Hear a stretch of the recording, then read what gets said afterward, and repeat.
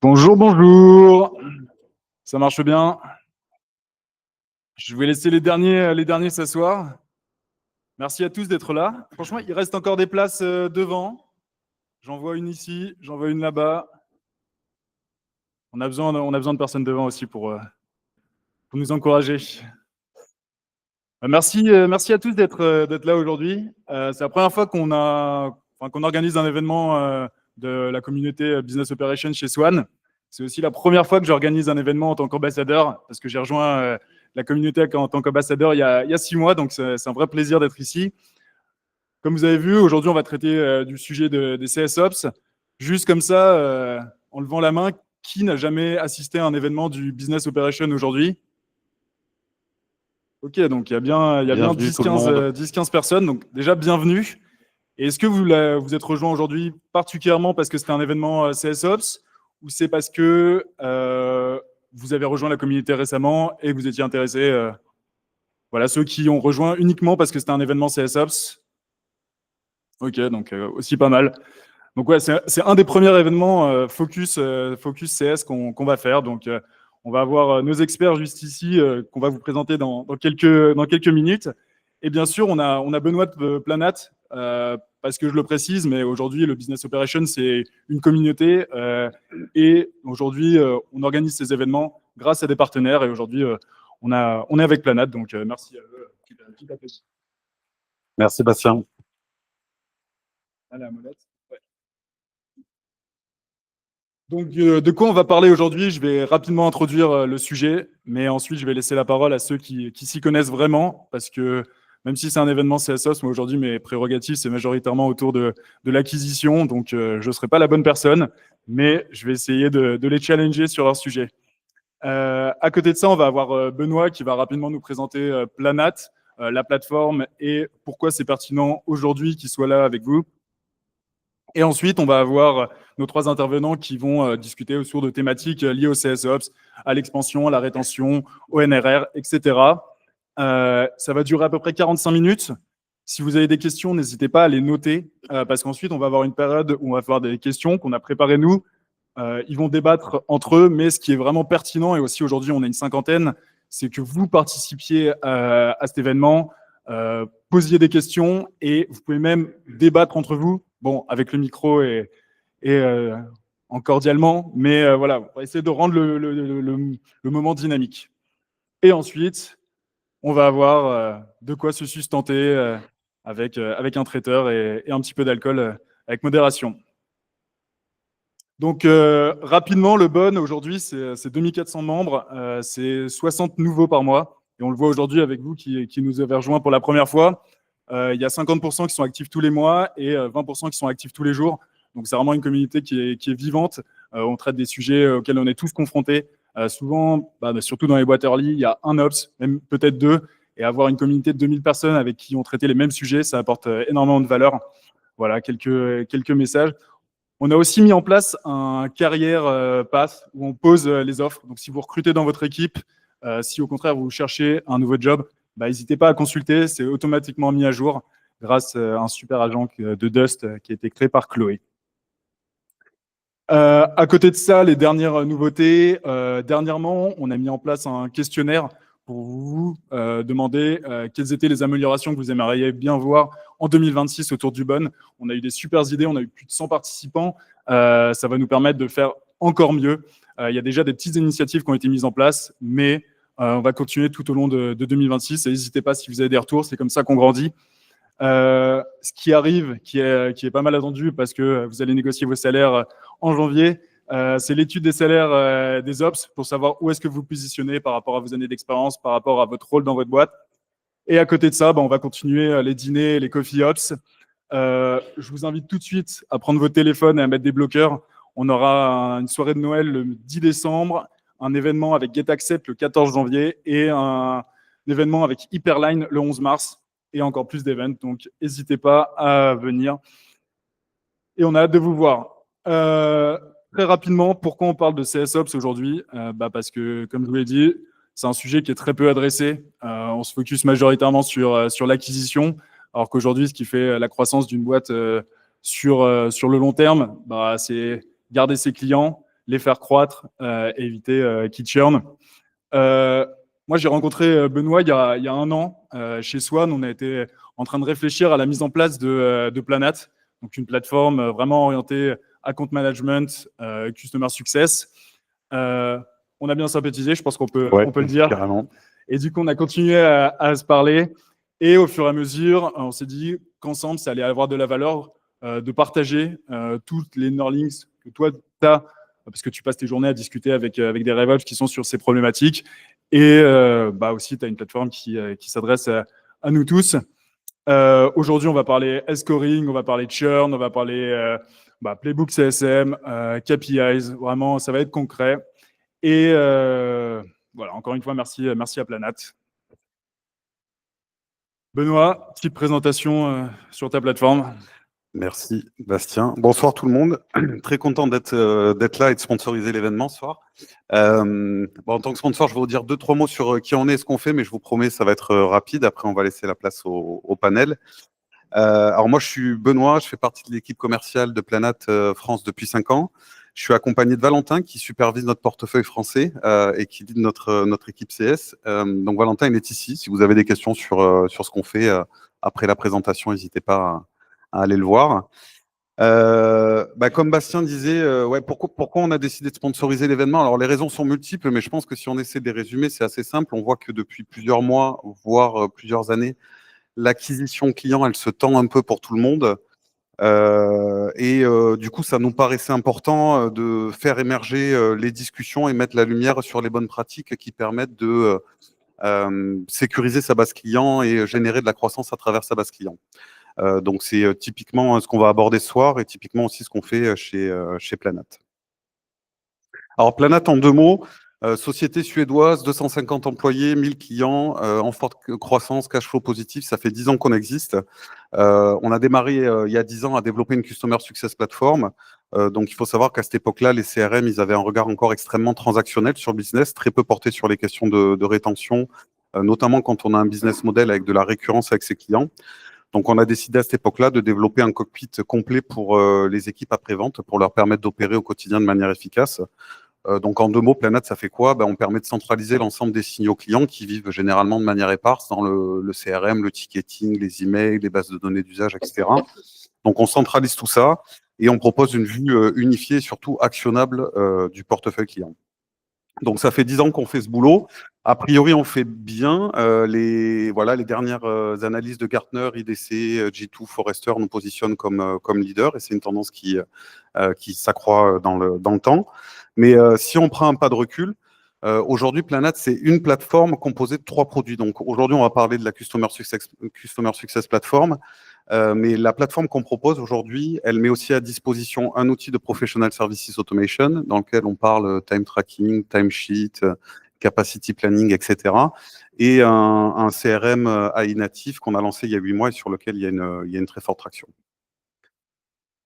Si on se penche en 2 mots sur la Customer Success Platform, elle est construite en 2 grands espaces. On a au socle de tous nos produits d'ailleurs, la data platform. Donc c'est un endroit où on va pouvoir intégrer, organiser, transformer sa data, l'enrichir, identifier des patterns.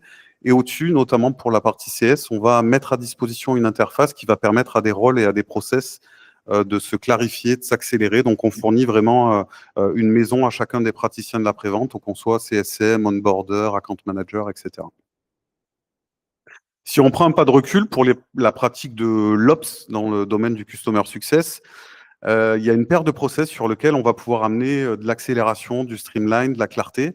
Donc là, la liste n'est pas exhaustive, mais voilà les sujets qu'on aborde avec nos clients. Donc, comment améliorer les onboarding, réduire le time to value, comment permettre aux équipes CS de mieux collaborer avec leurs clients, comment mieux gérer l'expansion, comment mieux gérer les risques, mieux assesser la santé d'un client, etc. Donc, c'est tout un ensemble de process qu'on est capable autour desquels on est capable de travailler et d'amener de la clarté. Donc voilà, si vous avez des questions autour de ces sujets-là, Valentin pourra vous en parler un petit peu plus à la suite. Et enfin, dernière slide, avant de laisser la parole au panel, je me suis dit que j'allais vous proposer 3 tendances. Alors des tendances, il y en a pas mal en ce moment, mais 3 tendances qui me parlent. Je pense que la première, c'est que si le Customer Success au sens large dans une boîte est bien exécuté, c'est ce qu'on a vu là sur les 2 dernières années, C'est un vrai levier de croissance et de génération de revenus. Et à l'heure où l'acquisition client est un peu mise à mal, ça devient particulièrement intéressant de se pencher là-dessus. Ce qu'on a vu aussi, c'est que si ce customer success est mal exécuté, il peut disparaître très rapidement aussi au sein des boîtes. On a vu des équipes coupées en deux, voire carrément disparaître. Donc là-dedans, le rôle des CSOps, entre autres, c'est d'aider les équipes à gagner du temps, parce que ce temps gagné, c'est gérer plus de clients et avoir des discussions à plus forte valeur avec ses clients. Et c'est aider les équipes à prioriser, finalement, à savoir vers quel client s'adresser, quand et pourquoi. La deuxième tendance aussi qu'on voit là, plutôt quand on gère des portefeuilles de clients mid-market et enterprise, c'est que la pratique du customer success en silo, elle montre ses limites aujourd'hui.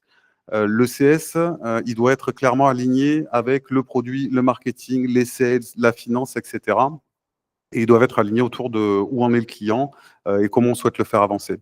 Et là-dedans, les CSOps, ils agissent vraiment comme un conducteur. Donc, ils vont centraliser une vue complète du client et contextuelle du client, mais ils vont amener de la consistance dans les process clients et ils vont surtout faciliter la collaboration cross-départementale.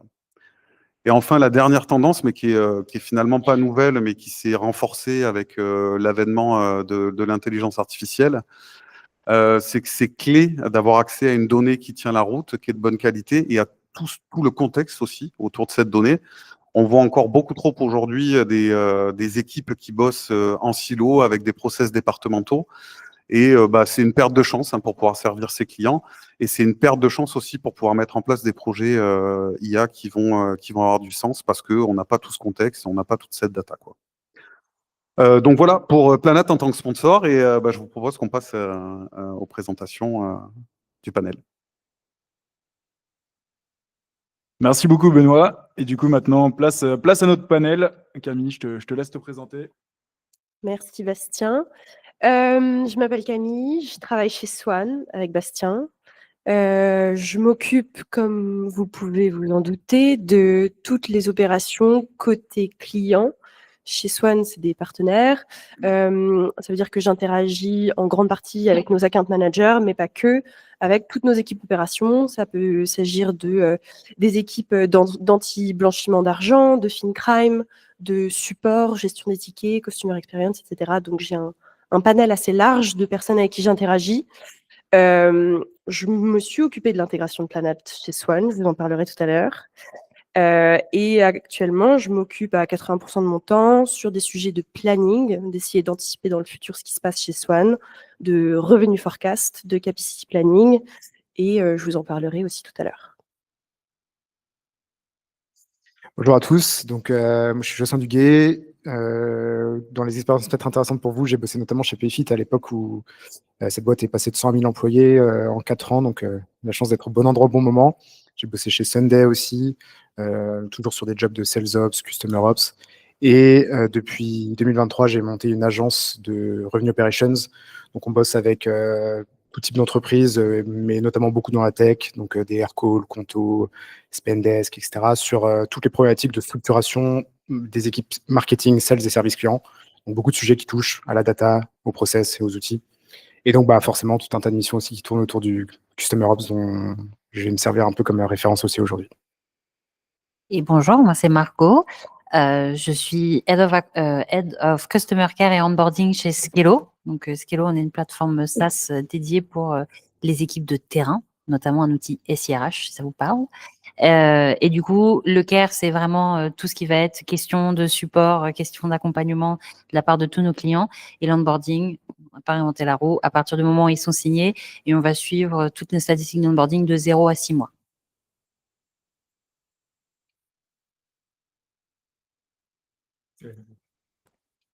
Très rapidement, avant de commencer vraiment dans le cas concret, comment vous décririez le rôle d'un CSOps? Vous en avez un petit peu parlé. Quelles sont ses missions principales? Où est-ce qu'il va apporter de la valeur dans sa boîte? De mon côté, je pense que, alors dans le cas particulier de Swan, mais on le retrouve aussi dans beaucoup d'entreprises, il y a un rôle très important de s'assurer qu'il y a une bonne transmission, et on a bossé dessus avec Bastien, entre une équipe sales et marketing qui va signer des nouveaux clients, et s'assurer que la transmission à une équipe côté client, disons que ce soit du CSOP ou de l'account management ou autre chose, et les bonnes informations et puisse très facilement prendre le relais pour s'assurer que le client en question ait un bon onboarding et ensuite que disons que la mise en orbite soit la plus fluide possible pour qu'il y ait moins de risques de churn, que le partenariat ou la relation client se déroule bien sur le long terme. Donc ça va être une des facettes principales.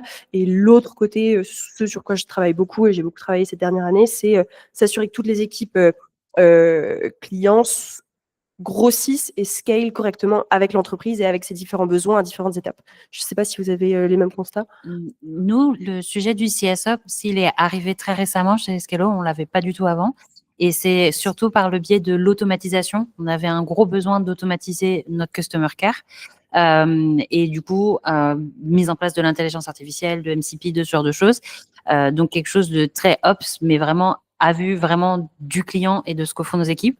Donc ça a vraiment été notre première entrée de comment on automatise un maximum ce qu'on fait tout en restant et en gardant énormément d'humains parce qu'encore une fois, on traite de données SIRH, donc des données très sensibles sur lesquelles on ne peut pas mettre de l'IA comme on veut et surtout sur lesquelles les clients n'ont pas vraiment envie de parler à un robot dans ces moments où on parle de la paye. Et après, on a eu aussi un gros enjeu sur la data et un peu, comme tu peux le dire Benoît, désiloter un petit peu tout ça et streamliner un maximum. Et c'est ce sur quoi on travaille actuellement. Et pardon, avec tout ce qui a été dit, deux petits trucs, je trouve aussi qui sont intéressants sur le rôle de CSOps, à la différence peut-être de ce qu'on peut avoir en SalesOps. Il y a 2 points, c'est que c'est une équipe qui est pas mal au cœur de l'interaction avec toutes les autres équipes de l'entreprise, beaucoup plus que du SalesOps, par exemple, qui va être en bout de chaîne. Du Customer Ops, tu interagis avec les sales, tu interagis avec la tech et le produit, tu interagis avec la finance, donc tu es un peu au cœur de plein de choses.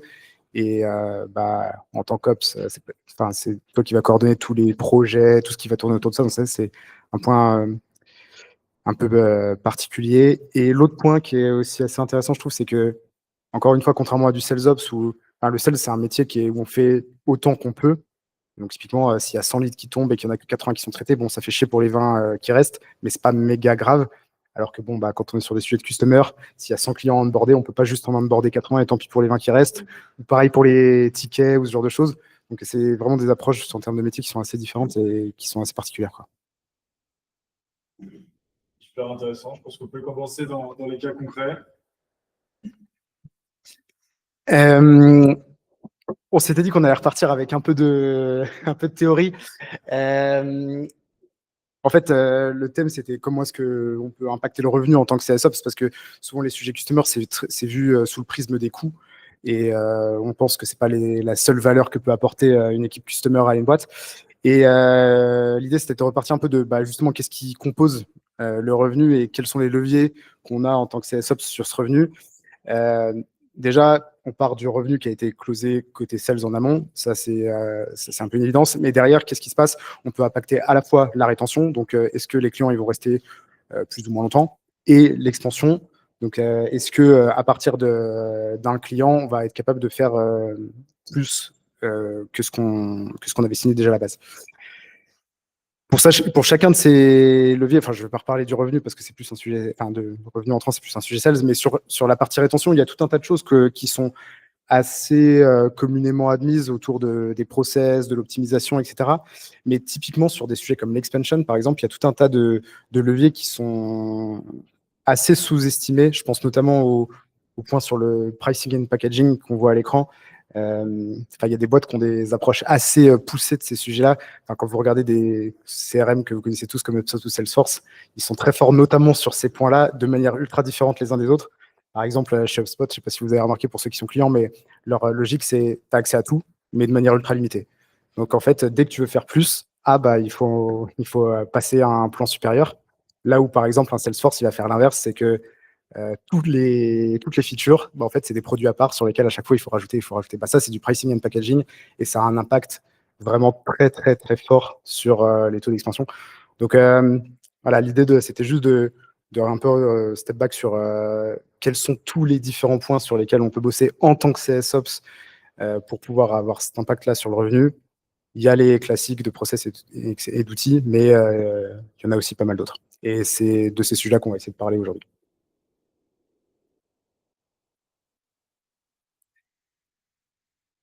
Eh ben ouais, on se lance. Et le premier sujet, c'est l'idée. Enfin, on s'était dit qu'on allait repartir aussi sur des thèmes qui n'étaient pas forcément toujours d'une complexité ultra forte, mais qui étaient aussi des trucs tout simples qui pouvaient être appliqués dans n'importe quelle boîte directement demain. Si quand vous retournez au boulot, potentiellement il y a des takeaways applicables. Le premier point, c'était celui donc des CSQL. On parle beaucoup, si vous bossez un peu côté sales aussi, de tout ce qui est MQL, SQL, Marketing Qualified Lead, Sales Qualified Lead. On parle un peu moins de Customer Success Qualified Lead, mais en fait, le customer, il est quand même à peu près au meilleur endroit possible pour pouvoir permettre de générer de l'upsell, du cross-sell, etc. sur des clients existants parce que il interagit avec les clients au quotidien et quand il va générer un lead, en général, le niveau de qualif de ce lead, il est quand même très, très élevé, quoi. C'est-à-dire que si on a parlé avec un client qui dit qu'il est intéressé pour plus de features, il y a de bonnes chances que le taux de closing sur ce lead-là soit plus élevé que sur celui d'un call d'un SDR. Donc, en termes de rentabilité, c'est quand même assez intéressant. Donc là, typiquement, les canaux par lesquels ça peut arriver, ça peut être des sujets comme au support, un cas assez courant, je sais pas dans quelle boîte vous travaillez, mais c'est quand même souvent que le support est amené à répondre à des questions commerciales. Moi, j'ai bossé dans une boîte, là, par exemple, il n'y a pas longtemps, qui faisait des sujets de panneaux solaires, de fournisseurs d'énergie, etc. Et en fait, ils avaient un call center avec le numéro qui était disponible sur le website. Et du coup, au support, il y avait quelque chose comme 20% des appels qui étaient liés à des demandes sur les offres commerciales de la boîte. Cette boîte-là, elle n'avait pas de process pour faire remonter de manière industrialisée ce genre d'appel aux équipes commerciales. Tu mets en place en 3 clics un petit formulaire qui permet aux agents de support d'envoyer les leads à l'équipe commerciale. Il y a de bonnes chances que d'un point de vue revenu, tu aies des impacts assez directs, assez court terme, assez importants. Donc ça, c'est assez courant dans beaucoup de boîtes. Quand on interagit avec les clients au quotidien en tant que CSM, on va souvent avoir des sujets de mise en relation qu'un client peut te faire avec quelqu'un qui va pas travailler dans la même entreprise que lui. Moi, quand je bossais chez Payfit, typiquement, alors c'était plus des sales que des CSM, mais il y avait plusieurs sales qui étaient des anciens, qui avaient un peu leur réseau chez les clients qu'ils avaient closés, ou en fait, qu'ils les alimentaient un peu en continu de nouveaux leads et qui faisaient une bonne partie de leur perf en ayant, c'était assez marrant, qu'ils faisaient une bonne partie de leur perf juste parce que ils avaient un gros réseau de clients qui leur envoyaient des nouveaux clients, quoi. Donc ça, pareil, ça s'industrialise. Et puis après, il y a des cas beaucoup plus classiques de je sais que mon client a besoin de plus parce que il me le dit, parce que j'analyse son usage, etc., etc. Et du coup, concrètement, pour mettre en place ce genre de choses, ça ne va pas beaucoup plus loin que juste donner l'opportunité de créer des opportunités, justement, des leads à vos équipes support, à vos équipes onboarding, à vos équipes customer success, parce que c'est tout simple que de faire ce genre d'action dans l'outil. Et pardon ? C'est ce que je montre après. Ouais, et on va en parler dans le détail. Et le deuxième élément, je pense que c'est toujours la même histoire, mais c'est de mettre en place de l'incentive. Parce que il n'y a rien de mieux pour donner envie aux gens que de générer des leads, que de leur promettre un peu de sous en plus derrière.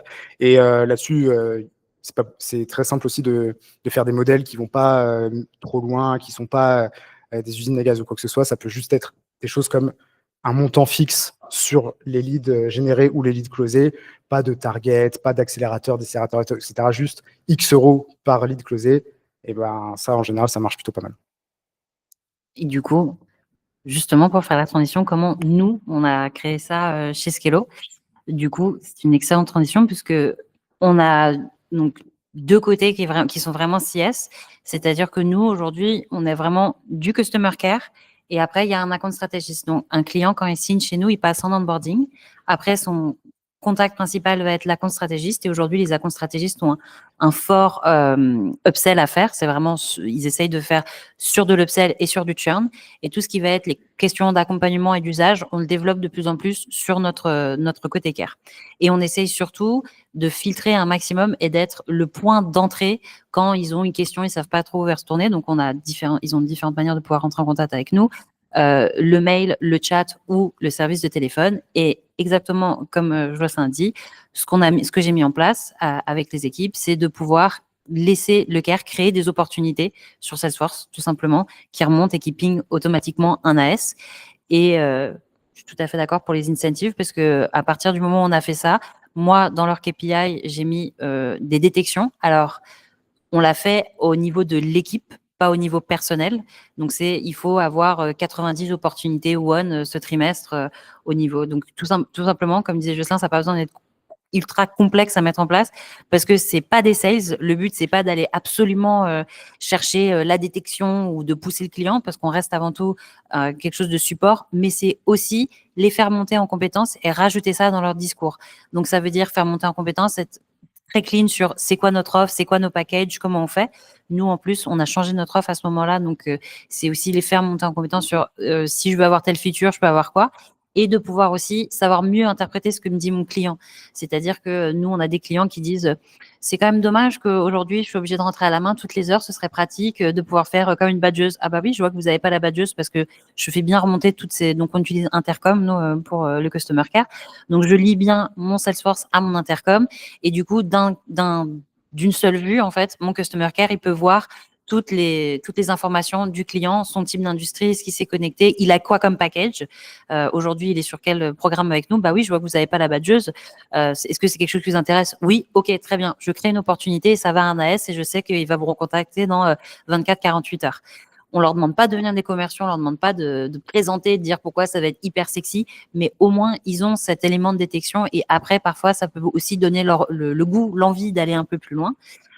Et comme le disait Jocelyn, c'est pas obligé d'être ultra complexe. Nous, on a vraiment fait une target de temps de détection pour toute l'équipe. Et après, j'ai fait des paliers pour aller déplafonner et donner un petit peu cette envie de pouvoir déplafonner. Ça a tellement bien marché que les 2 premiers trimestres où on a fait ça, ils ont explosé les targets. Et c'est quelque chose aujourd'hui où il y a du goût et il y a de l'appétence, pas pour devenir des sales, mais pour se dire, je vois en quoi ça aide le client, je vois en quoi ça débloque quelque chose, et surtout, je crée de l'ancrage dans l'outil, je lock un peu plus le client. On a décidé aussi de le faire côté onboarding. Pourquoi? On a une solution qui est assez complexe. Elle est très, très belle et très facile à utiliser, mais elle est complexe parce que du coup, il y a beaucoup de données RH qu'on doit mettre en place. Et donc, un sales, qu'est-ce qu'il va faire? Le gros package où il y a toutes les options, tout ça, pour un client mid-market, ça peut faire peur, hein, parce qu'en plus, en onboarding, on va avoir beaucoup de choses à présenter. Ils vont se dire, voilà, non, c'est compliqué. On vient d'un monde. Du coup, nous, c'est des populations qui sont pas très numérisées, leur ancien outil, c'était Excel. Donc, on les fait passer d'un outil qui était quasi gratuit à une solution SIRH. Ça peut leur faire peur. Donc, le change management, il est aussi beaucoup à prendre en compte, ce qui veut dire qu'on va leur mettre une solution où peut-être qu'ils ont besoin d'un pack, je ne vais pas vous bore out avec nos vocabulaires, mais on va dire un pack plus. Je vais mettre juste le pack plus. Et en fait, en onboarding, je vais pouvoir permettre de faire cette détection-là et d'apporter le client vers la réflexion, en fait. Donc, je l'ai fait signer sur un pack plus où il n'y avait pas la badgeuse. Et en fait, au fur et à mesure, je vais leur dire, ah oui, si vous voulez faire ça, bah oui, vous pouvez le faire, mais ça va être manuel. Juste ce petit mot manuel que je vais dire à chaque onboarding, dire, vous avez dit beaucoup manuel, je me rends compte, il y a un moyen que ce soit automatique? Bien sûr, avec notre badgeuse, c'est juste tant de plus par mois. Si je vous passe sur le package, ça vous intéresse? Oui, ok, je vous passe au sales qui vous en parlera un peu plus. Et j'ai pas fait peur au client. Le client a l'impression qu'il est venu à sa conclusion tout seul, parce que j'ai travaillé en profondeur ces discours-là et ces potentielles détections qu'on pouvait faire. Donc, c'est là pareil. Alors, on n'a pas fait du nombre de détections, on n'a pas fait en nombre de détections, on a fait en MRR gagné, mais juste ces petites choses qu'on a fait au fur et à mesure. Le trimestre dernier, on a ramené 10 000 € de MRR juste sur l'équipe Care et Onboarding. C'est pas mal. Il y a des gens qui travaillent dans des boîtes qui ont déjà mis ça en place? Personne. Ça vous donne plein d'idées Wow. demain. Méga valeur de cette soirée alors. C'est ça. Et, Mais c'est pour ça que pour moi, il n'y a pas forcément que de l'outil. Le CS, il est aussi là pour travailler sur le discours et la montée en compétences. Et un truc que les équipes font très bien, elles sont ici dans la salle et elles le font vachement bien, c'est faire des quiz, faire des partenariats avec les sales. Par exemple, là, on a fait des battles où les sales, ils nous aident, on fait comme si on était des clients et comment on va chercher le sauvetage de churn, et on s'est fait coacher par des sales qui nous donnent aussi ces réflexes-là. Et je pense que c'est très important de pouvoir montrer cette valeur-là, parce que Les équipes care, parfois, elles sont un peu en conflit avec les sales, hein, on va pas se mentir. Un peu, c'est peut-être un euphémisme. Mais du coup, c'est hyper important de pouvoir rapprocher aussi ces équipes-là. Et là, les sales, ils se disent, ouais, je me rends compte du genre de call que vous pouvez avoir ou de ce à quoi vous pouvez faire face. Et les équipes support, elles vont se dire, je me rends compte de la valeur ajoutée, de la technicité qu'il peut y avoir dans passer ces calls et savoir faire des clients. Et du coup, ça permet aussi l'idée, c'est pas de brouiller les pistes, mais plus de renforcer la coopération qui permettra après de développer ça. Et en plus, comme on aime bien parler d'IA en ce moment, c'est des use cases qui sont méga applicables à l'IA parce que avec des Mojo, par exemple, tu peux détecter des sujets quand ils ressortent dans les conversations. Avec Salesforce, tu as des trucs comme Agentforce qui permettent de le faire. Dans Intercom, c'est des trucs qui sont assez développés aussi. J'imagine que dans Planat, tu dois pouvoir le faire. Et du coup, ça, c'est aussi un bon moyen d'industrialiser le truc parce qu'il y a les gens qui vont avoir le réflexe d'y penser, il y a les gens qui vont avoir moins le réflexe d'y penser. Puis même quand tu l'as, bah, tu passes quand même à côté d'un certain nombre de cas. Et typiquement, là, c'est des vrais use cases d'IA où ça peut avoir de l'impact, quoi.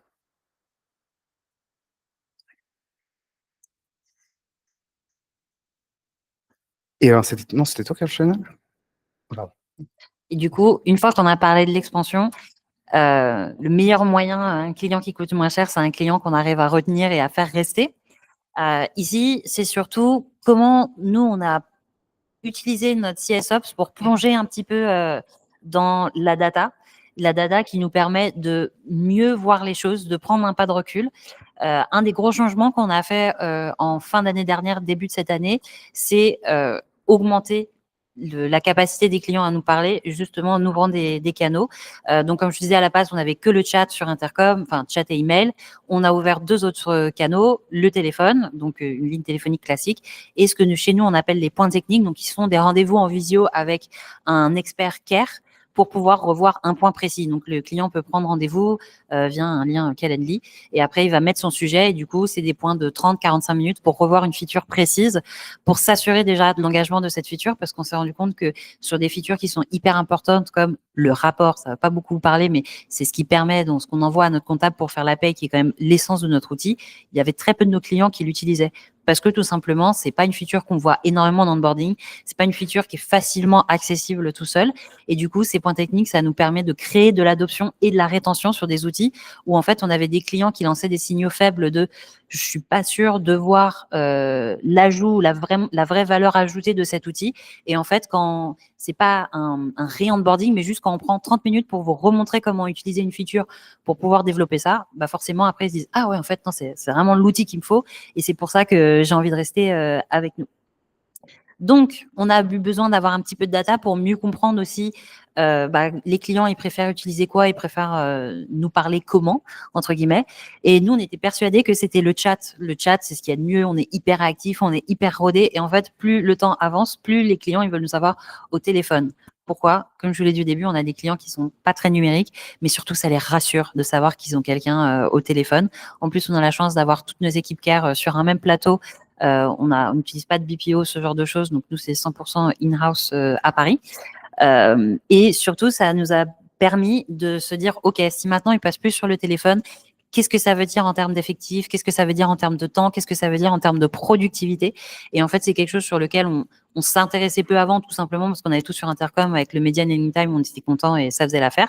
Mais là, on a commencé à complexifier les opérations et c'est vraiment grâce à ce CSOps qu'on s'est posé les questions de c'est quoi la bonne data, la bonne donnée et comment on va évoluer et surtout comment on va avoir le bon dimensionnement, c'est quoi le dimensionnement optimal de notre équipe pour pouvoir créer la meilleure rétention et donner le meilleur appel à nos clients.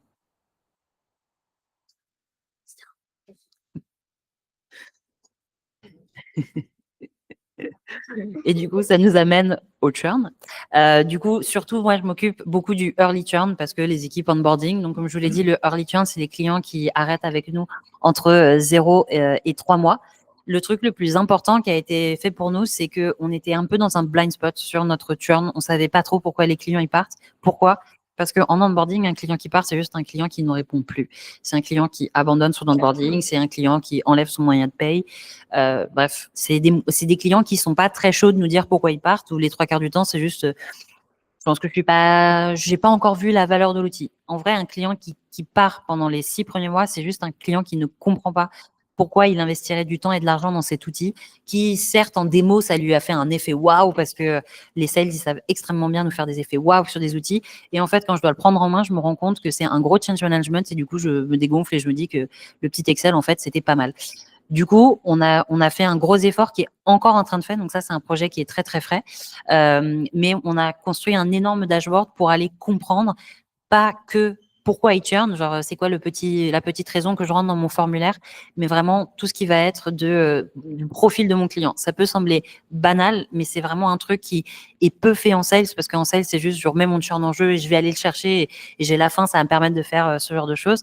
Versus vraiment se prendre le temps de se demander c'est quelles industries, c'est à quel moment, c'est quoi la verbatim qu'ils ont utilisé. Comme disait Jocelyn, on a mis Mojo en place pour pouvoir aussi réécouter c'est quoi les derniers échanges que j'ai pu avoir là-dessus. Et du coup, c'est un peu se faire des profils typiques et se faire des signaux faibles. Et tout ça, ça nous a permis en vrai de baisser considérablement notre early churn sur les 6 derniers mois. Maintenant, on fait face à un nouveau défi qui est l'unpaid, qui est une autre façon de churner pour nos clients, et sur lequel, aujourd'hui, on est beaucoup plus réactif et en fait, on est largement meilleur parce qu'on a déjà mis tous ces tableaux en place. Et sans un CSOps, c'est pas un sales qui va le faire parce que le sales, ça va intéresser sur les 3 premiers mois. C'est pas l'account management qui va faire parce que l'account management, il va regarder au global sur tout le loss téméraire et pas forcément faire ce point-là. Et du coup, vraiment avoir quelqu'un côté CS, côté customer, aller se poser la question de comment je peux l'engager et le rendre meilleur sur ce temps d'onboarding, c'est ce qui permet de changer la donne chez nous aujourd'hui. Et dans la même veine que le early churn, moi j'ai un client qui a mis en place une équipe dédiée à un sujet qu'ils ont appelé l'anti-churn. Donc concrètement, c'est pour tous les cas de clients qui annoncent qu'ils veulent partir, notamment en cours de contrat. Ils sont tous envoyés en direct à une équipe de 2 personnes qui va prendre un rendez-vous avec le client, qui va négocier avec lui et qui en général va appliquer une politique de discount. Hein. C'est pas non plus des trucs complètement rocket science encore ici, avec comme objectif de rapprocher justement, on parlait du sujet de la valeur. Un client qui churn, c'est comme tu disais, un client qui ne perçoit pas la valeur, notamment vs le prix qu'il paye. Bon, si le prix qu'il paye descend, peut-être que le sujet de la valeur devient un moins gros sujet. Et donc, que tu as un peu plus le temps de lui faire justement repercevoir cette valeur pour pouvoir le faire rester plus longtemps. Donc là aussi, c'est quelque chose, c'est en termes de process qui est ultra simple à mettre en place. Hein. Là, en l'occurrence, chez mon client, c'est à chaque fois qu'il y a une demande de churn qui est faite au care, qui est faite à l'onboarding, qui est faite au CSM, création d'une opportunité dans le pipeline de l'équipe anti-churn avec quelques étapes. L'équipe anti-churn contacte, applique le discount pour le client si jamais le client l'accepte. Et comme ça, on peut monitorer combien de revenus est sauvegardé par cette équipe-là. Et du coup, les résultats, en l'occurrence, là, ils sont quand même assez cool, puisque chez ce client-là, on parle quand même de 1,5 million en 1 an de sauvés en termes de churn par une équipe de seulement 2 personnes. Donc là, la rentabilité, elle est claire et nette, quoi. Il n'y a pas besoin de faire des grands calculs scientifiques pour se rendre compte que ça vaut le coup. Donc là, dans ce genre d'exemple, encore une fois, c'est ultra applicable. Le seul critère, peut-être, c'est d'avoir une masse critique de nombre de clients et donc de demandes de churn qui peuvent tomber, qui justifient le fait d'y staffer une personne. Mais en fait, au-delà de ça, il n'y a pas vraiment de frein autre pour le faire.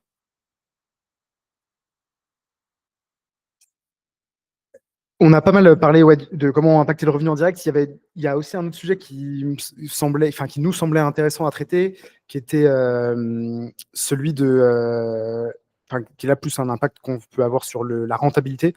C'est finalement, on parle de garder des clients, mais parfois il y a des clients qu'on préfère voir partir.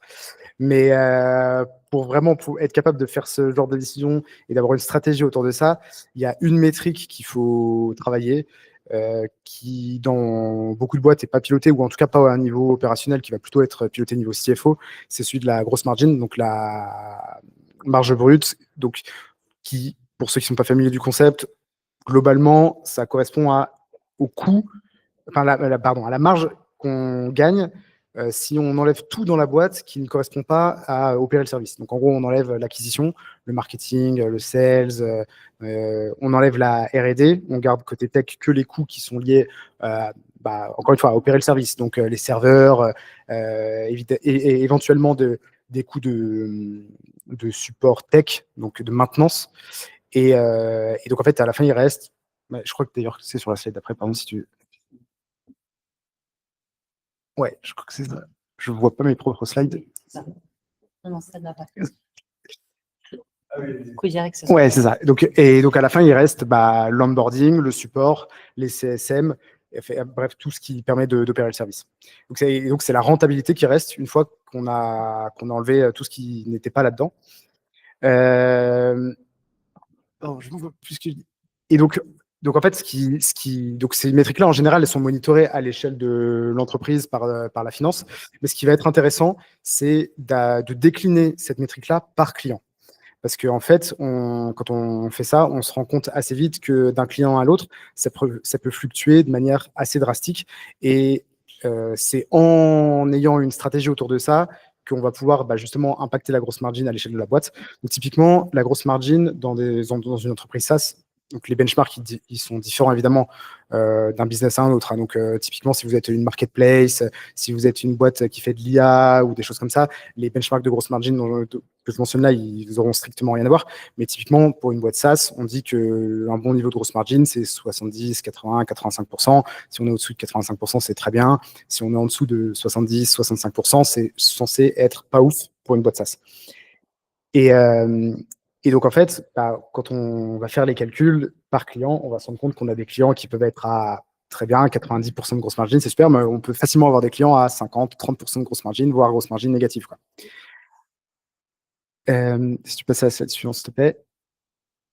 Du coup, typiquement, comment est-ce que ça se matérialise? En fait, on va prendre tous les coûts dont on parlait tout à l'heure et on va essayer de ventiler ces coûts-là par client. Donc, il y a tout un tas de coûts sur lesquels on ne va pas forcément faire de logique scientifique ultra avancée. C'est juste, par exemple, pour tout ce qui est, je sais pas, les coûts de serveur, si vous n'avez pas un business qui fait que les coûts vont être significativement différents d'un client à l'autre, tu divises tes coûts totaux AWS par ton nombre de clients et tu l'as.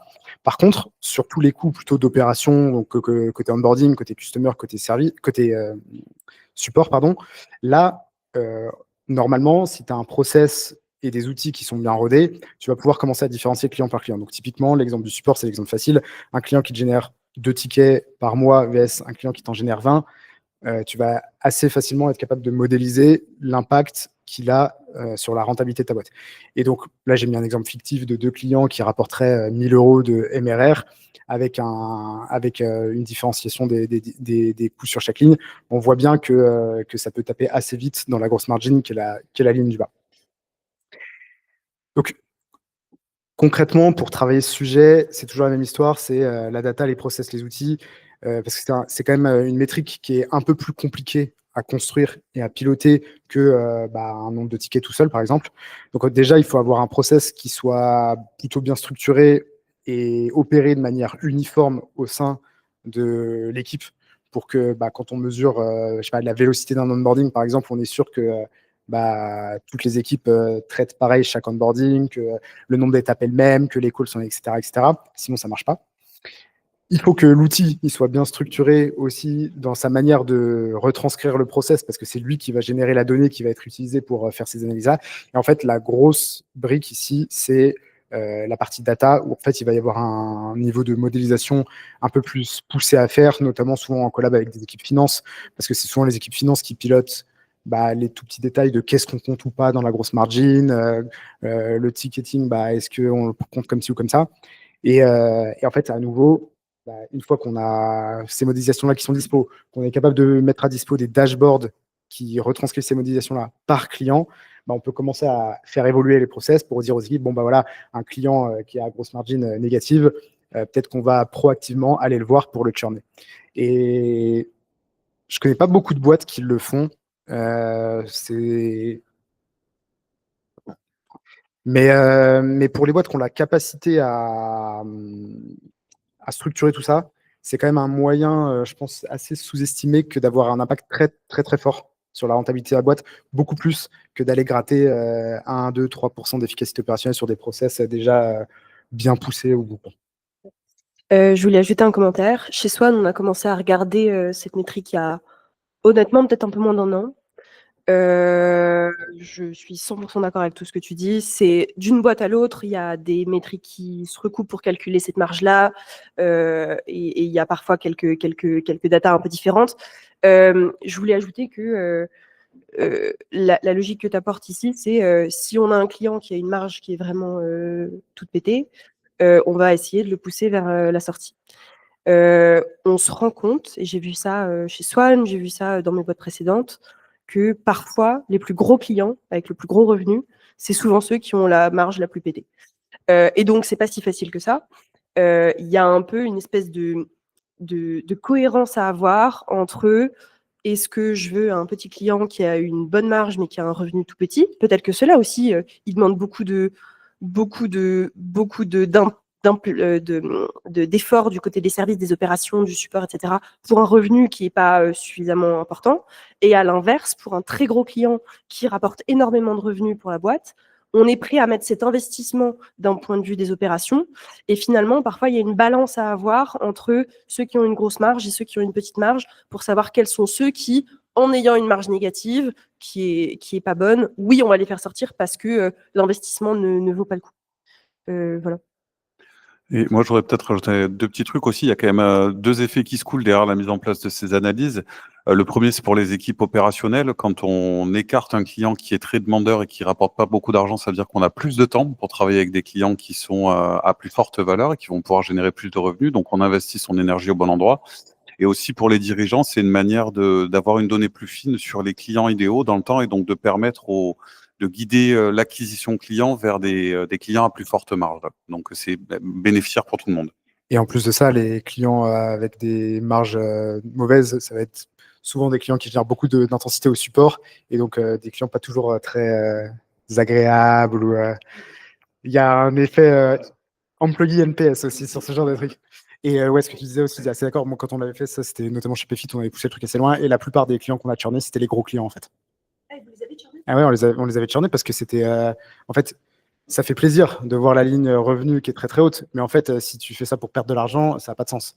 Donc, à un moment, quand tu commences à te poser la question de la rentabilité, bah, tu dis, ouais, je préfère voir la ligne du revenu qui baisse un peu, mais la ligne de la renta qui augmente plutôt que juste avoir un truc plus d'ego que de voir un gros chiffre de revenu, quoi.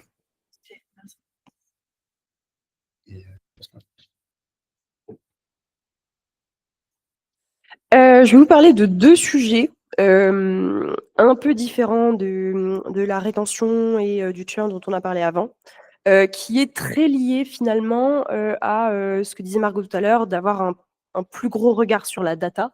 Ça va être de regarder un peu dans le futur. Aujourd'hui, c'est le cas chez Swan, mais c'est le cas dans beaucoup d'entreprises. Les équipes CS, les équipes account manager ont un pied assez important chez leurs clients et savent généralement très bien si la relation est bonne, quelle est la dynamique du client, comment il se projette dans le futur, quels sont leurs roadmap produits, leur volonté d'expansion, etc. Et donc, quand il s'agit d'essayer d'anticiper la performance d'une boîte, avoir accès à cette information est hyper important. Donc moi, j'ai ma petite boule de cristal et je travaille beaucoup avec les équipes d'account manager pour essayer de forecaster dans le futur.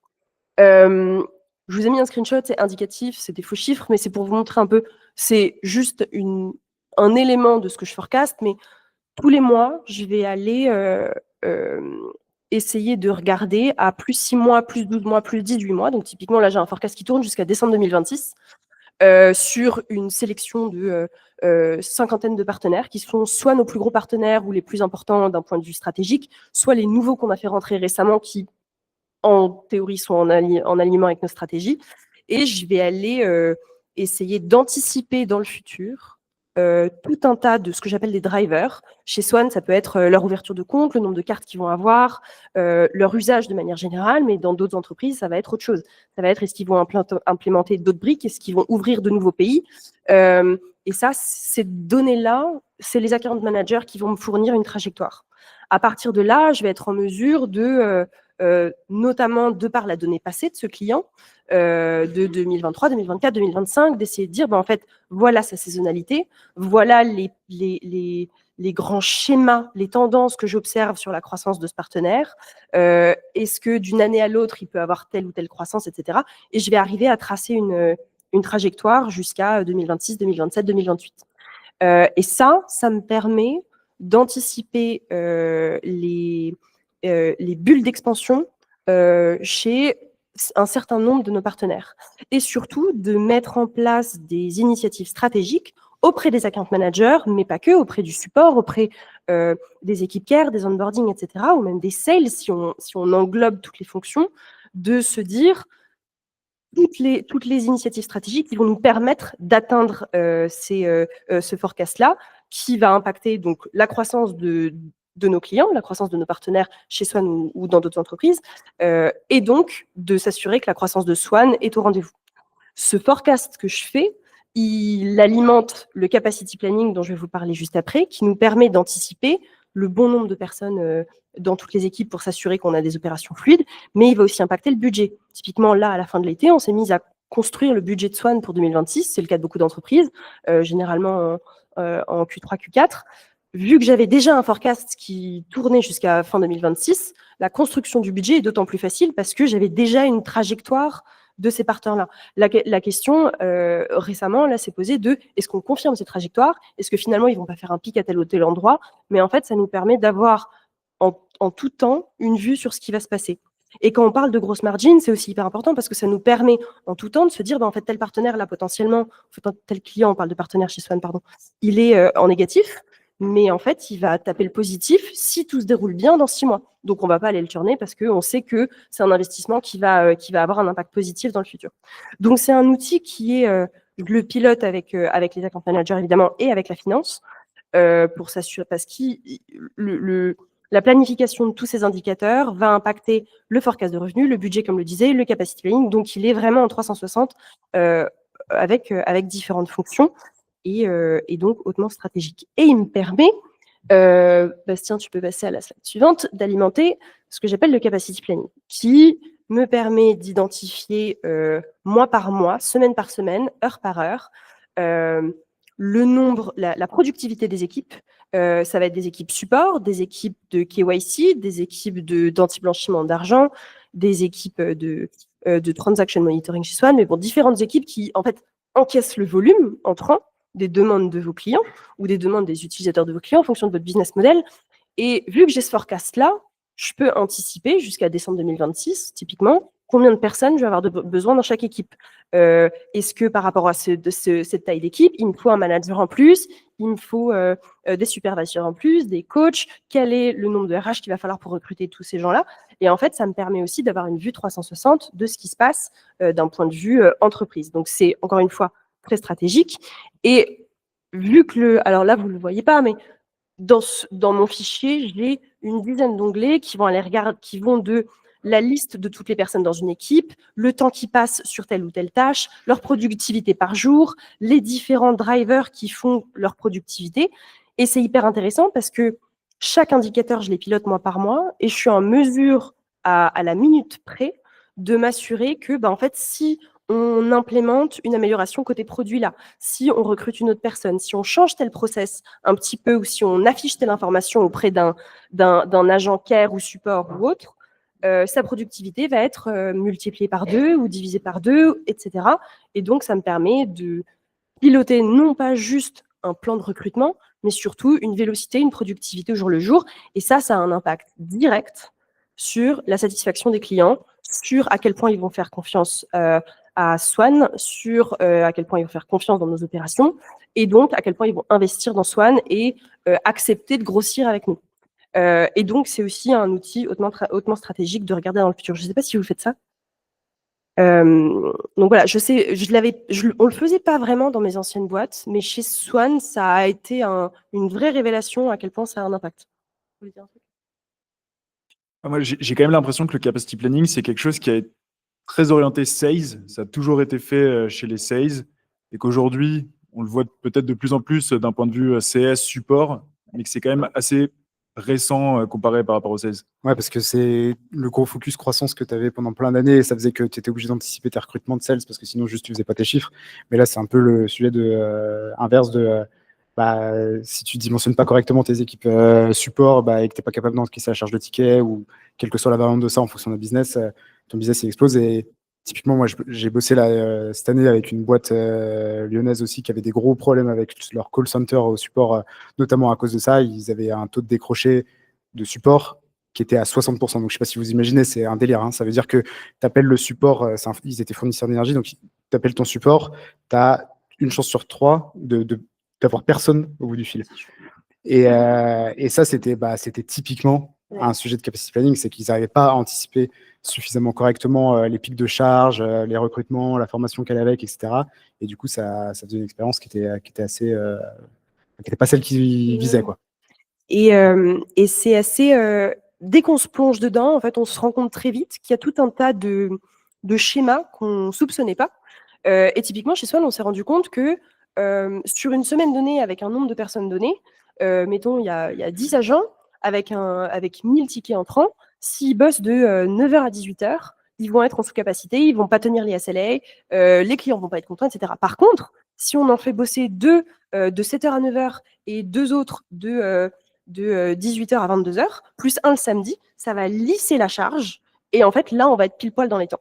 Et donc, c'est pas juste une histoire de productivité, c'est pas juste une histoire de quantité de gens, c'est une histoire aussi de comprendre quels sont les patterns de à quel moment les clients ont besoin d'aide et quand est-ce qu'il faut placer les agents en termes de shift, etc. Donc, ça devient quelque chose de un peu plus complexe, mais qui va changer du tout au tout sur le ressenti des clients en face.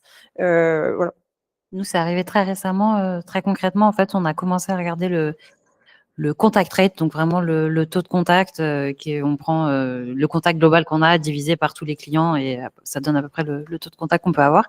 Et en fait, à force de vouloir affiner la chose, on a commencé à faire un énorme tableau où on a commencé à mettre énormément de données sur la productivité, sur tous les contacts qu'on avait, etc., etc. Et en fait, on a eu un petit chiffre magique de charge qui nous a fait comprendre pourquoi notre CSAT, elle baissait dernièrement. On comprend pas, on n'a rien changé, tout va bien. J'ai le même nombre d'agents. Bon, ok, j'ai un peu plus de tickets qu'avant, mais j'ai mon IA qui marche hyper bien. Et en fait, toutes les tâches qu'on a rajoutées à côté, entre le téléphone, entre le point technique, ce genre de choses, on avait vachement alourdi notre équipe sur des tâches aussi qui sont un peu invisibilisées ou silencieuses, qui est, comme je fais des points techniques, derrière, après, il faut que je fasse mon mail de suivi client, même si je le fais automatiser par Mojo, ce genre de choses. En fait, je rajoute de l'administratif, tout ça. Et du coup, ça a un impact sur ma productivité que je voyais pas dans le chat, mais en rajoutant toutes ces colonnes, en rajoutant le nombre de personnes que j'avais dans mon équipe, aussi mettre une personne, elle n'est pas en full capacité parce que c'était des newbies en fait. Donc oui, j'ai plus de personnes dans mon équipe, mais j'avais aussi une plus grosse part de nouveaux arrivants qui fait que la productivité en fait a un petit peu baissé. Enfin, la charge s'est mise sur d'autres. Et en fait, on a eu un petit peu un chiffre magique qui nous a dit, ah oui, dernièrement, on s'était pas rendu compte, même si notre taux de contact, il est un petit peu lissé, comme tu dis, il avait vachement augmenté sur une journée ou sur un moment donné, ce qui nous a fait dire, OK, on n'est pas du tout dans les clous, dans le recrutement qu'on veut avoir, mais aussi on n'est pas en fait dans les clous sur le staffing qu'on veut mettre sur chaque tâche.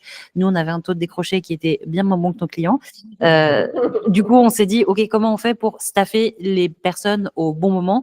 Nous, on travaille pas le week-end, on travaille pas le soir, et pourtant, c'est le moment où nos clients, parfois, ils ont besoin de nous. Donc, comment j'investis sur l'IA? Comment je la fais monter en capacité là-dessus? Et en fait, sans ce planning-là, on aurait eu moins rapidement, je pense, ces réflexions. Et contrairement à vous, nous, en l'occurrence, on bosse avec des BPO, donc différentes entreprises qui nous permettent d'avoir plus de capacité sans recruter directement en interne et du coup d'être beaucoup plus flexible à des moments de pic et d'être sur différents fuseaux horaires pour pouvoir couvrir, encore une fois, c'est pas juste sur la journée, c'est couvrir beaucoup plus largement. Donc si on a différents fuseaux horaires, potentiellement, on peut faire bosser des gens qui sont autre part dans le monde la nuit. Et donc, ça veut dire que les gens qui sont en interne chez nous, ils arrivent le matin et ils n'ont pas une charge de 4000 tickets à gérer parce qu'ils ont dormi une nuit, quoi. Donc ça, c'est aussi important. Et autre anecdote, on a découvert récemment que quand notre équipe KYC, donc qui gère les onboarding de nouveaux comptes, pas grand monde à ça ici, mais c'est le cas chez Swan, gère une grosse charge d'onboarding d'un coup parce qu'on a onboardé un nouveau client, parce qu'il y a un pic ou une grosse saisonnalité. 2 semaines plus tard, notre équipe support se prend une énorme charge.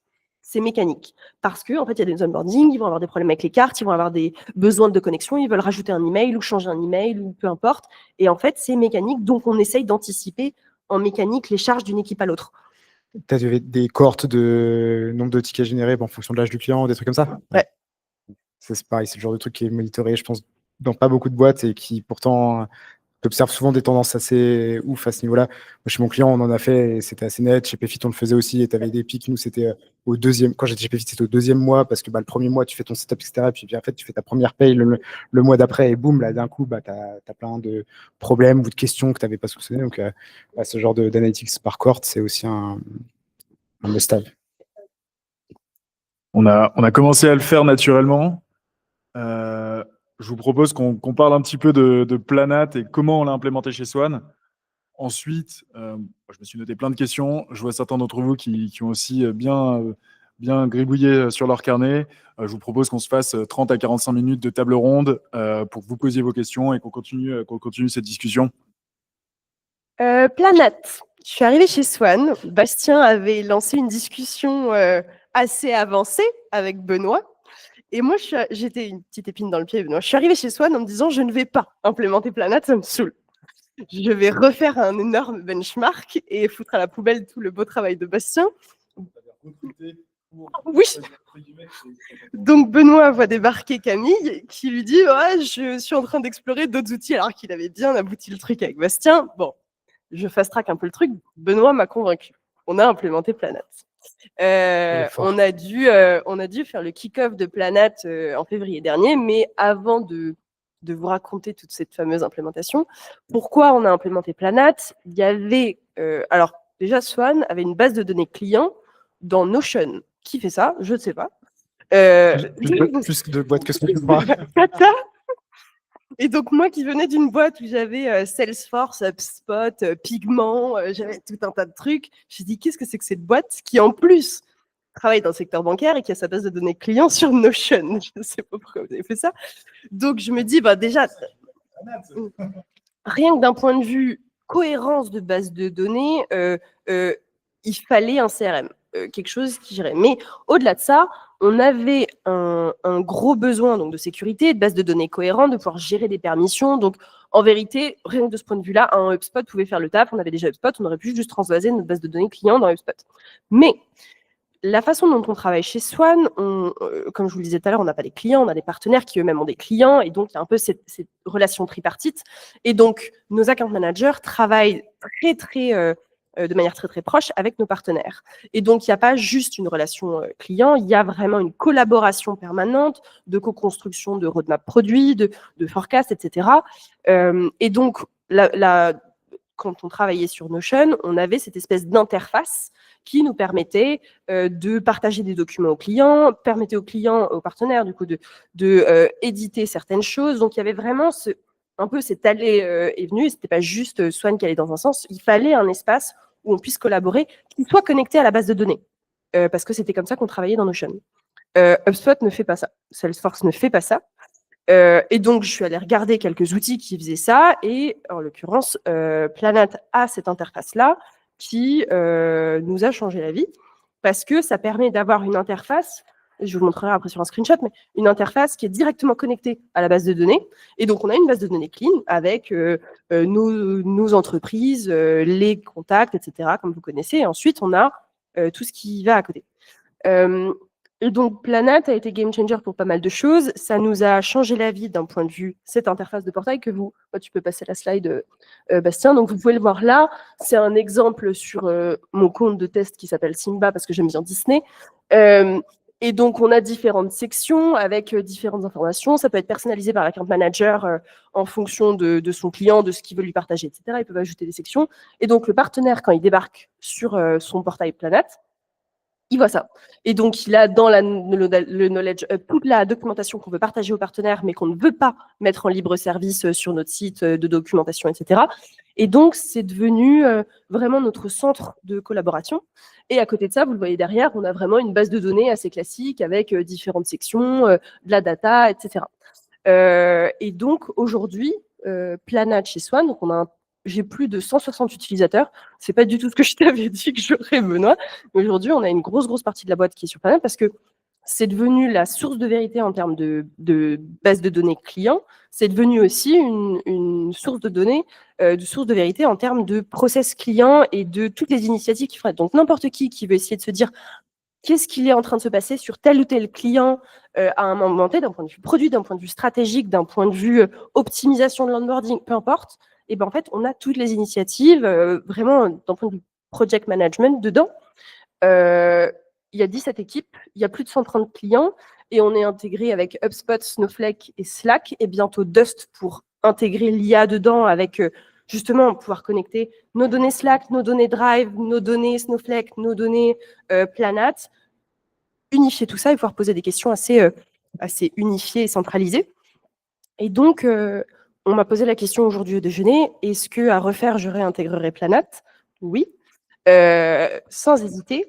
S'il y a vraiment ce besoin d'interface client, de relations clients poussées, que HubSpot, ils sont professionnels dans l'inbound, dans toute cette acquisition. En marketing, je prendrais 1000 fois HubSpot, mais d'un point de vue relation client, Planat, ça a vraiment changé nos opérations pour le coup. HubSpot, ils disent ouvertement qu'ils copient Planat pour Voilà. leur blog customer. Donc voilà. Oui, Bastien. Après moi, du coup, d'un côté plus acquisition, c'est vrai que implémenter Planat, ça a aussi des coûts. Faut synchroniser la donnée. Bah, pour ceux qui ont déjà fait du HubSpot Salesforce, ils connaissent les galères. Mais voilà, HubSpot Planat, c'est la même chose. Il faut que la donnée soit synchronisée, que l'information dans un soit la même dans l'autre. Ça prend du temps, c'est complexe. Mais une fois que ça roule, et je pense qu'on l'a plutôt pas mal fait, surtout grâce à toi, aujourd'hui, c'est vraiment l'élément cœur pour notre équipe Account Management. Pour vous donner une idée, on a fait le kick-off de Planat en février. On a dû avoir le kick-off interne. Donc, j'ai passé quelques mois toute seule à bidouiller. Mais je m'en suis sortie quasi toute seule. Donc, c'est accessible à n'importe qui est à l'aise en opération. Et avec des outils. On a fait le kick-off interne fin avril. Et on a eu toute une phase d'adoption jusqu'à fin août, début septembre. Et depuis cet automne, les équipes se roulent bien dessus et c'est correctement adopté. Donc, on n'a pas une phase d'intégration, adoption, déploiement, etc., qui est excessivement lourde et ça s'est plutôt bien déroulé. Voilà. Super. Donc, merci à tous les trois pour ces petits cases et pour ces petits exemples concrets. Je vais passer le micro. J'espère que vous avez des questions. Ouais, je vois près de 50 personnes en face de moi. Qui veut se lancer? C'est jamais évident. Allez. J'ai une question par rapport aux différentes plateformes. Camille, tu as cité Planat, tu as aussi cité HubSpot. Comment tu éduques tes équipes pour dire sur HubSpot, aller chercher ça, sur Planat, aller chercher ces données? Je parle pas par rapport au portail qui est une valeur ajoutée pour les clients, mais souvent la donnée existe sur Planat et sur HubSpot. Comment tu modères les deux? Bon, j'ai été un peu radicale, mais j'ai tendance à faire ça. Je leur ai dit d'arrêter d'aller sur HubSpot. Voir Bastien est en train de leur virer leur accès HubSpot parce que ça coûte des sous. Non, en vérité, à partir du moment où j'avais transvasé les process sur Planat, que Planat était connecté à Snowflake, qui devenait notre source de vérité, en fait, les équipes, il y a eu 2 poids 2 mesures, c'est que les équipes qui utilisent Planat, donc qui l'alimentent, il fallait qu'elles aillent sur Planat, parce que je leur ai dit, écoute, ça n'a aucun intérêt que tu ailles éditer 2 fois, donc quitte à choisir un outil, autant va dans celui qui est la source de vérité de données clients. Et pour les équipes qui consultent cette donnée, en fait, ça s'est fait assez facilement aussi, c'est que sur HubSpot, j'avais pas un nombre illimité de sièges, alors que sur Planat, oui. Donc en fait, j'ai pu foutre 160 personnes sur Planat qui avaient besoin de consulter cette donnée. Et sur HubSpot, il y a vraiment juste les équipes sales et marketing qui ont toute cette activité de lead gen, d'acquisition, de signature et tout ça.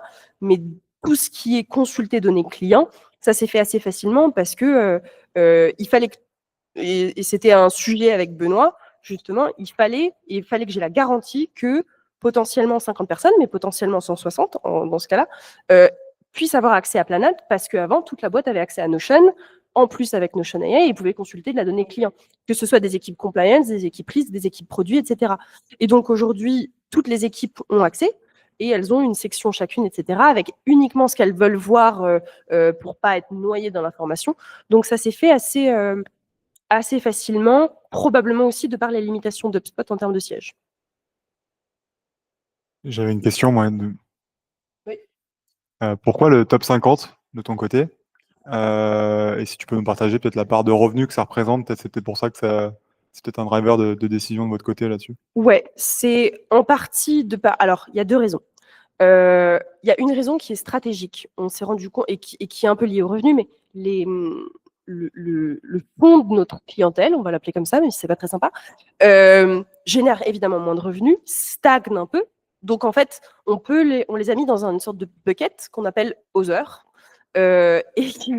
Et en fait, vu qu'ils stagnent à peu près, c'est très facile à forecaster parce qu'ils ont à peu près le même volume constant dans l'ensemble. Donc, on les groupe et on a cette ligne-là.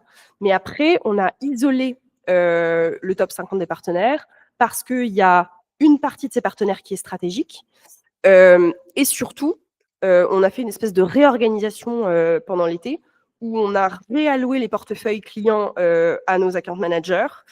Et d'un point de vue besoin de forecast, j'ai embêté un peu la finance et je leur ai dit, j'ai besoin que, vu qu'on a alloué une 50aine de partenaires aux account managers et que tous les autres, on a décidé qu'ils n'avaient pas besoin d'account manager, on s'est dit, bah, tous ceux qui ont un account manager, ils sont stratégiques, donc on les forecast. Tous ceux qui n'ont pas d'account manager, ils sont moins stratégiques, donc on les groupe. Et donc, c'est un peu ce qui s'est passé. Et il se trouve qu'aujourd'hui, on identifie qu'il y a effectivement nos gros partenaires français qui sont dans le forecast. Et ensuite, on a les gros partenaires qui ont un énorme potentiel à horizon 1 an, 2 ans, qu'on forecast parce qu'on essaye de le piloter au fur et à mesure et de s'assurer qu'ils vont avoir la bonne mise en orbite. Super clair, merci. Et, juste, du coup, je me permets de rebondir. Si tu as, enfin, peut-être pour sur un cas comme Skello, ou sur une problématique plutôt SMBs où il y a un énorme volume, et peut-être, j'imagine, lissé, avec des revenus qui sont lissés sur la plupart des clients, quelle stratégie tu adopterais justement pour faire du planning de ce type-là, quand tu peux pas regarder que le top de tes clients? À ce moment-là, tu veux répondre? Je ne savais pas si c'était pour moi. Honnêtement, moi, si tu ne peux pas lisser sur tes clients, idéalement, il faut que tu arrives à avoir une grosse partie de tes clients qui moulinent avec une formule. Si effectivement leur revenu est quasiment, tu arrives à anticiper les patterns d'une année à l'autre, tu peux mettre des formules. Ils s'excitent au fond. Et après, tu peux en avoir une partie, mettons un top 10 ou un top 20, où eux, tu sais qu'ils vont avoir potentiellement une croissance, etc. Et eux, tu vas aller les forecaster manuellement ou tu vas aller vraiment les regarder après. Enfin, c'est ce que je ferais. Pour être très honnête, c'est pas un truc qu'on suit énormément non plus comme ça. Mais nous, ce qu'on a fait, c'est que nos plus gros clients, nos clients stratégiques, ils sortent un petit peu de ce process. Eux, ils ont des customer care experts particuliers qui ont un portfolio et qui va les suivre, où là, on va vraiment suivre des clés d'adoption, de NPS, beaucoup plus en profondeur, versus les autres où en fait, on va plus vraiment regarder le taux de contact, à quel point ils nous contactent et à quel point on peut automatiser ça. Donc, nous, on passe un peu de côté. Côté care, on ne regarde pas le MRR. Voilà. Côté onboarding, je m'y intéresse. Côté care, je ne regarde pas. Pourquoi? C'est parce qu'un client, il me paye je ne sais pas combien de MRR versus un qui me paye 1 euro. Je vais l'assister pareil. Par contre, je vais réfléchir à comment, par rapport à leur profil, je vais pouvoir les automatiser un maximum. À quel point je vais pouvoir rendre mon IA intelligente par rapport à ce profil-là. Et nous, du coup, c'est pas par rapport à du MRR, c'est plus par rapport à des sectorisations, c'est dur. Par exemple, notre outil, il a vraiment été pensé pour les conventions qu'on appelle HCR, donc hôtellerie, restauration, tout ça. Donc, eux, normalement, ils devraient pratiquement avoir aucune question à me poser. L'outil, il a été fait pour eux, il est facile, on a l'historique, on sait faire avec eux. Leur convention collective, elle est su, faite et refaite. Donc, eux, je vais regarder à baisser énormément le taux de contact. Par contre, maintenant, on s'attaque à de nouveaux services, par exemple, comme le BTP, où là, l'outil n'a pas été pensé pour eux. Eux, ils vont avoir énormément de change management à mettre en place et sur lequel le suivi va être beaucoup plus important. Et du coup, je vais essayer de regarder mon effort et à quel point je vise l'effort et le contact autour d'eux. Et peut-être My Two Cents aussi.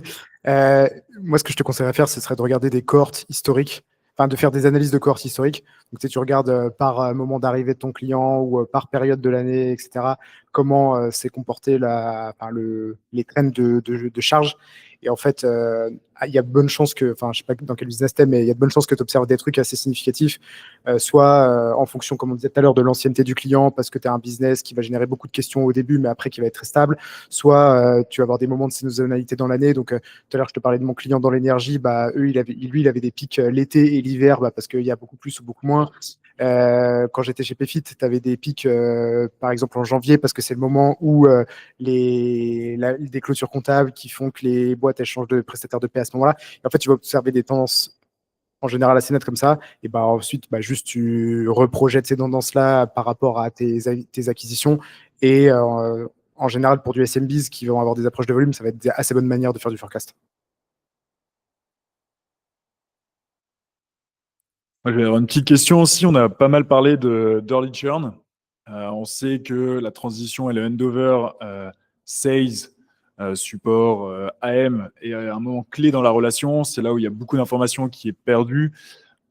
Aujourd'hui, peut-être pour toi Margot, mais dans tes cas de early churn, est-ce que c'est parce que d'un point de vue sales, on a fait entre guillemets le handover peut être amélioré? Est-ce que c'est parce que d'un point de vue support, on prend la relation trop tard? Comment t'expliques ça et qu'est-ce que vous avez mis en place pour le limiter? Alors, on a mis 2 choses en place. Un truc très bête, on a fait que les équipes s'assoient ensemble sur un même étage. C'est tout con, mais au lieu de s'envoyer 1000 Slack que le sales ne verra pas parce qu'il fait visio sur visio sur visio, on se lève, on va voir la personne. Après, on a amélioré beaucoup le process dans Salesforce de handover notes, tout simplement. On a mis un petit formulaire de base qui existe dans toutes les notes Salesforce à remplir.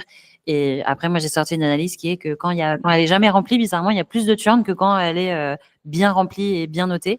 Après, c'est pas toujours vrai dans le sens où il y en a, ils ont tendance à mettre une tartine et il n'y a rien de pertinent et en fait, on a loupé la chose pertinente. Mais plus on a la bonne information qui est juste, qu'est-ce qui a fait l'effet waouh durant la démo? Tu sais, qui a accroché le client pendant la démo? Parce que ça, c'est ce que je vais essayer de répliquer en onboarding et pas juste avoir une espèce de spiel d'onboarding que je dis tout le temps la même chose. Je sais que c'est, je dis n'importe quoi, on a un outil qui s'appelle le Smart Planner, c'est Smart Planner qui t'a fait venir, ok, je sais qu'en démo, en onboarding, je vais devoir montrer ça absolument. Ou aussi les cas ou les leviers où le client, il a hésité. Est-ce qu'il a plutôt hésité sur le prix? Est-ce qu'il a plutôt hésité sur le change management? Et adapter mon discours onboarding comme ça. Et vraiment essayer de calquer mes discours onboarding de façon plus proche et d'avoir un même vocabulaire sur mes sales.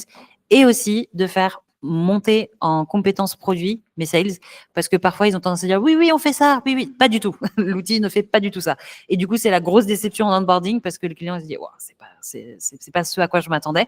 Donc, on s'assure aussi que nos sales, ils montent en capacité, en connaissance produit. Et enfin, la dernière chose qu'on fait, c'est que maintenant, on l'a fait en début d'année, on l'a arrêté parce que une question capacité humaine, on n'avait pas assez de gens, mais qu'on recommence en début d'année. On met l'AS au début de l'onboarding, c'est-à-dire que l'AS, pour nous, ça va être le point de contact principal du client quand c'est des questions contractuelles ou ce genre de choses. Donc, il se présente, il dit, bah voilà, maintenant, je serai votre point de contact principal chez Skello. Maintenant que vous êtes client, donc comme ça, on renforce l'idée que l'onboarding, c'est pas ton moment de test ou d'hésitation. T'es client, t'as signé, t'es avec nous. Là, on y va, c'est parti. On commence. Du coup, on dit, telle personne va être ton onboarder et va t'accompagner. Moi, je suis ton account stratégiste. Et comme ça, s'il y avait la moindre hésitation ou la moindre question du client pendant le parcours d'onboarding, on arrivait beaucoup plus facilement à la raccrocher comme ça. Pour ajouter là-dessus, donc ouais, comme tu disais, les phases d'onboarding, en fait, c'est les phases les plus importantes. C'est là où on transforme un peu le fantasme en réalité. Et si on n'est pas carré, on perd le client. Il y a énormément de churn qui se passe à ce moment-là. Donc le sujet des handovers, il est clé. Il y a toute une connaissance qui a été acquise par les sales qui doit être ramenée auprès des équipes après-vente. On sait aussi que les sales sont souvent flemmards. Une fois qu'ils ont signé le contrat, aller mettre leurs notes sur papier, tout ça, ils ont du mal à le faire. Donc là, mettre en place des process, mettre en place un formulaire et aussi s'aider de l'IA parce qu'il y a tout dans les emails, tout dans les transcrits de call. On peut demander déjà des pré-handover pré-mâchés pour les CS, ça va pas mal aider. Et quand on travaille avec des clients mid-market et des clients enterprise, en SMB, c'est un peu moins valide. Mais nous, par exemple, ce qu'on fait chez Planat, c'est que l'account exécutif vient au kick-off et c'est lui qui présente ce qu'il a compris des enjeux, la direction qu'on prend. Et donc, voilà, il est comité à faire aussi du bon boulot et à faire une belle passation à l'équipe après-vente, quoi. C'est tout à fait ce qu'on a mis en place chez Swan aujourd'hui. On a des notes automatisées via Dust pour la handover note. On a des kick-offs où il y a l'account exécutive, le technical account manager qui va vraiment s'occuper de l'intégration, où il y a le stratégique account manager qui va vraiment s'occuper de la relation. Tout mettre ces personnes dans la même pièce, je pense que c'est assez clé. Et ça permet, on avait un vrai pain à ce niveau-là où les équipes communiquaient pas entre elles et aujourd'hui, ça marche beaucoup mieux. Aussi quelque chose qui est assez clé, et après j'entends qu'on est en train de nous servir. Il n'y a pas de questions sur le chat, malheureusement. On était en live aussi pour les prochaines fois, si vous voulez. C'était un test. Je ne suis pas sûr qu'il y ait quelqu'un qui était dessus, mais au moins on était en live. Bien sûr, il y a Lies qui a une question. Bon, je vous laisse répondre.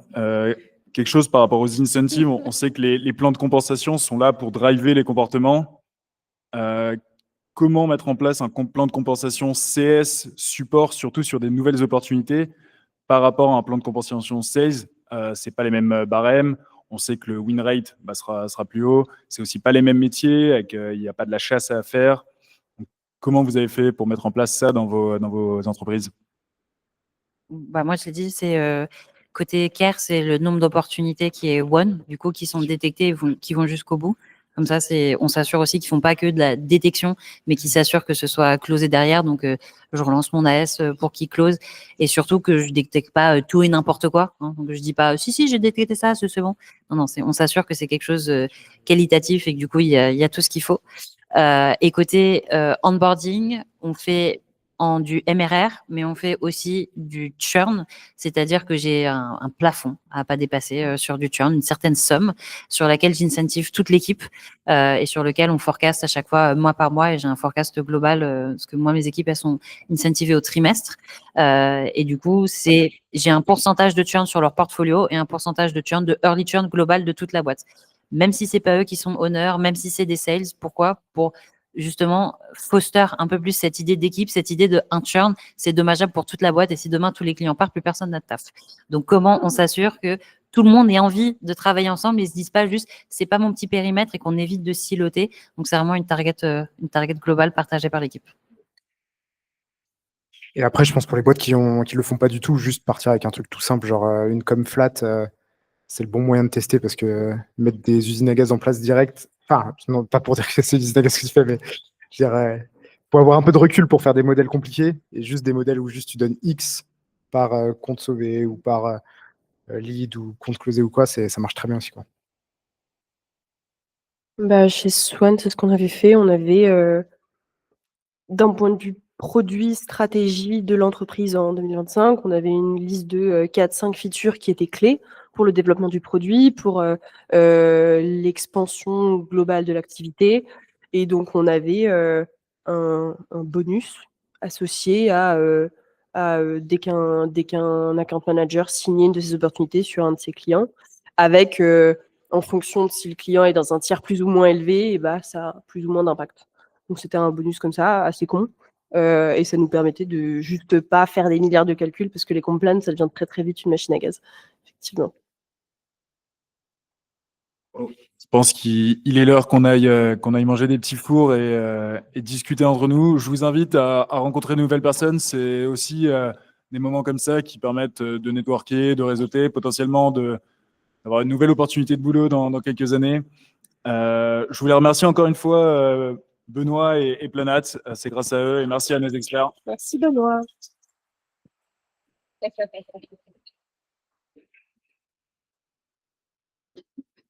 Et voilà, régalez-vous.